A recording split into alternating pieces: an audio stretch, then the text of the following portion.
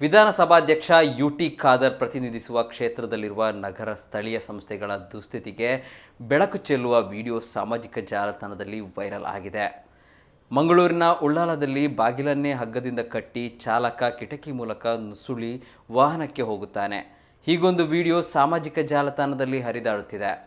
ವಿಧಾನಸಭಾಧ್ಯಕ್ಷ ಯುಟಿ ಖಾದರ್ ಪ್ರತಿನಿಧಿಸುವ ಉಳ್ಳಾಲ ವಿಧಾನಸಭಾ ಕ್ಷೇತ್ರದ ಉಳ್ಳಾಲ ನಗರಸಭೆಯ ಕಸ ಸಂಗ್ರಹ ವಾಹನದ ದುಸ್ಥಿತಿಯ ವಿಡಿಯೋ ಕಂಡ ಜನ ಈಗ ನಗರಸಭೆ ಆಡಳಿತಕ್ಕೆ ಚಿಮಾರಿ ಹಾಕುತ್ತಿದ್ದಾರೆ.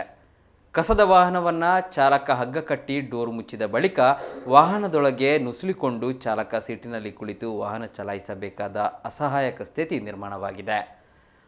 ಉಳ್ಳಾಲ ವ್ಯಾಪ್ತಿಯ ಕಲ್ಲಾಪಿನ ಕಸ ಸಂಗ್ರಹಕ್ಕೆಂದು ಬಂದಿದ್ದ ವಾಹನದ ದುಸ್ಥಿತಿಯ ಬಗ್ಗೆ ಸಾಮಾಜಿಕ ಕಾರ್ಯಕರ್ತ ಅಬ್ದುಲ್ ಸಲಾಂ ಎಂಬವರು ವಿಡಿಯೋ ಮಾಡಿದ್ದು ಅಧಿಕಾರಿಗಳ ನಿರ್ಲಕ್ಷ್ಯದ ಬಗ್ಗೆ ಆಕ್ರೋಶ ವ್ಯಕ್ತಪಡಿಸಿದ್ದಾರೆ.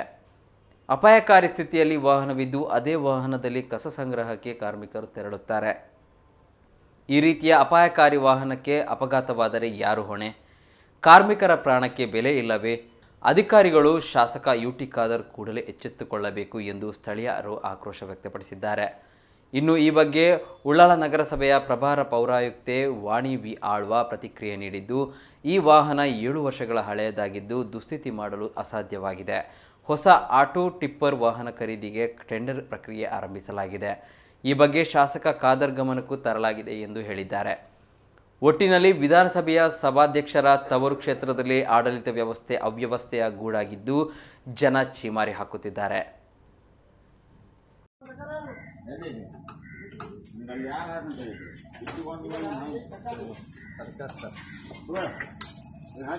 ಗಾಡಿಯ ಡ್ರೈವರು ಒಳಗಡೆ ಹೋಗಬೇಕಾದ್ರೆ ಡೋರ್ ಓಪನ್ ಮಾಡ್ಲಿಕ್ಕೆ ಆಗೋದಿಲ್ಲ. ಆ ಡೋರ್ ಬಂದ್ ಮಾಡಿ ಡೋರ್ನ ಒಳಗಡೆ ಹೋಗಬೇಕು. ಈ ಪರಿಸ್ಥಿತಿ ಮುಲ್ಲಾಲ ನಗರಸಭೆಯವರದು.